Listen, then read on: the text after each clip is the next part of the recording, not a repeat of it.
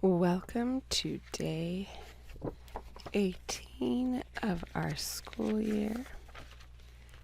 So let's go ahead and fill in our 18th square.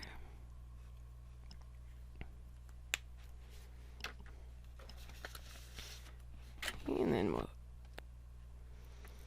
let's get down our beginning fraction. We have 180 school days, so that's our denominator because that's the total amount. We're on day 18.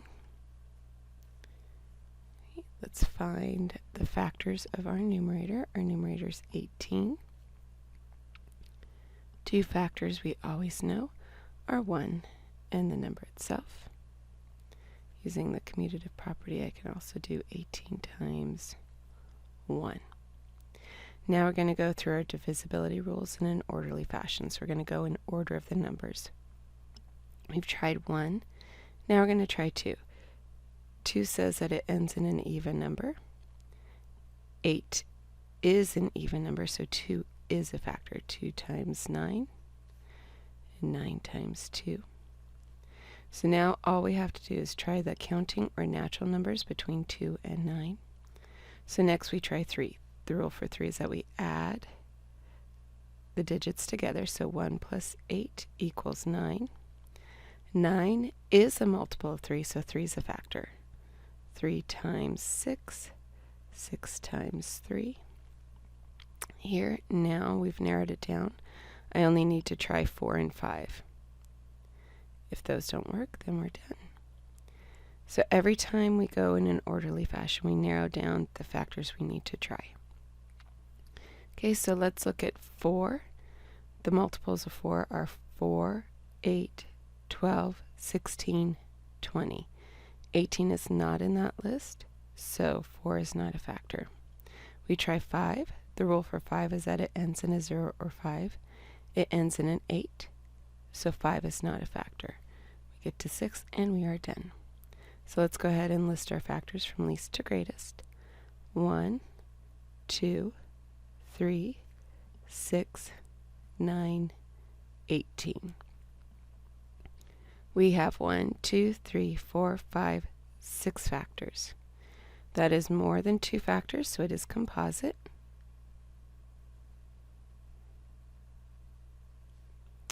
And now we want to find what our greatest common factor is. That means the factor that's the greatest for both 18 and 180. So let's start with the greatest factor. Then if that doesn't work, we'll keep working until we find one that is common. So let's start with 18. So I'm going to put my shaded into a group of 18 first. Because remember, it doesn't matter what your groups look like. It just matters that there's 18 squares in each group and that you don't have the shaded with the unshaded. You need to keep it separate. Okay, let's see. 2, 4, 6, 8, 10, 12, 14, 16, 18.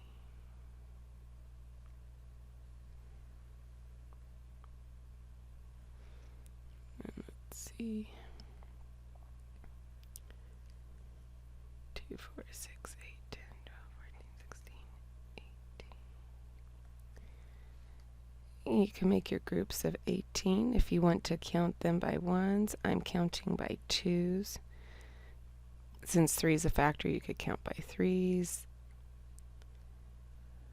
You could do the idea of the decomposition, whichever way gets you to your final, all groups being completed. That's what we want. Let's see. 2 plus 10 is 12 plus 6 is 18. 4 plus 10 is 14 plus 4 is 18. 6 plus 10 is 16 plus 2 is 18. And then 8 plus 10. I have no remainder, so that means 18 did work. And that means 18 is our greatest common factor. So let's go ahead and count up our total amount of groups.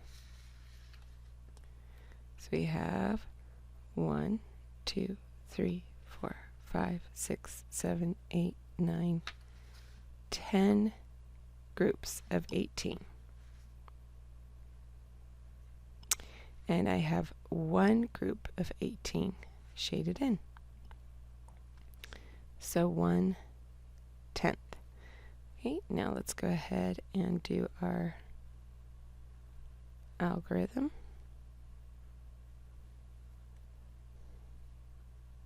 So we divided each by 18 because that's our greatest common factor. We did the shaded area, we did the whole area by the same amount. These should always be the same amount.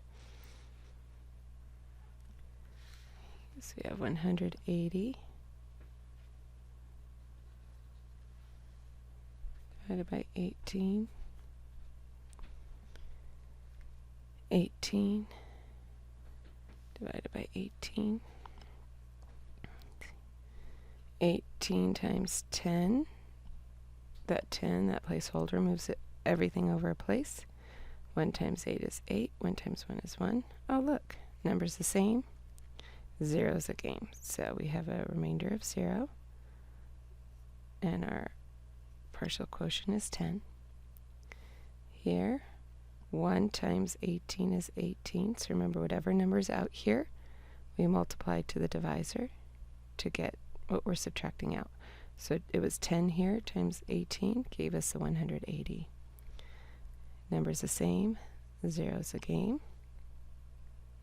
And we get 1.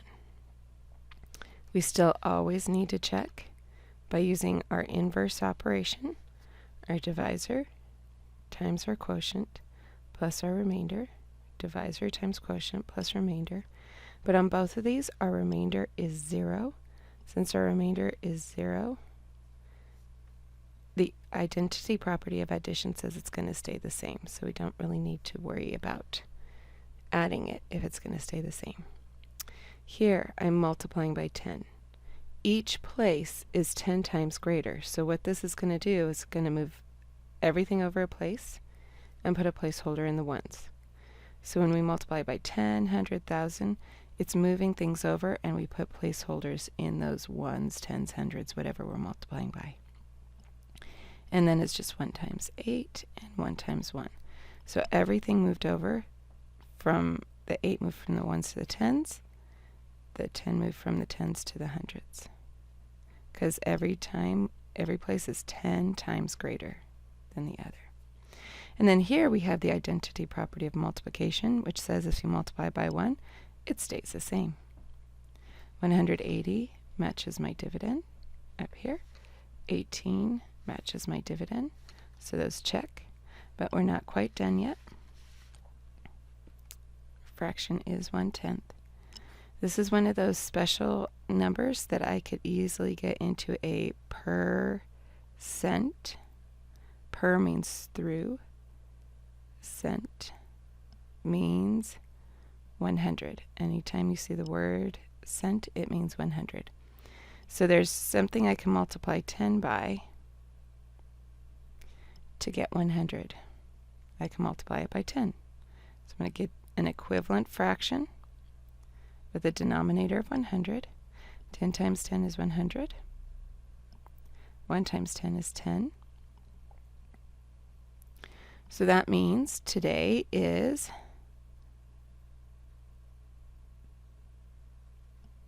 10 hundredths, or 1/10,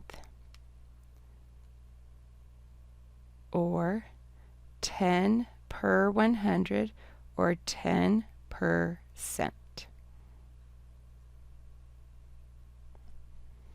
Today is 10% of the school year completed.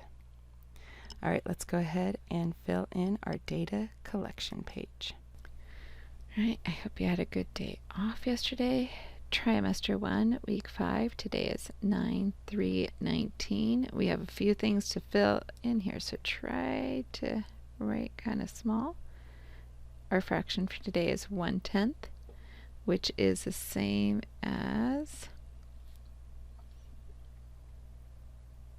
10 hundredths, which is the same as 1/10, which is the same as 10% of the school year. So we have completed 10% of the school year, and we have 90% to go.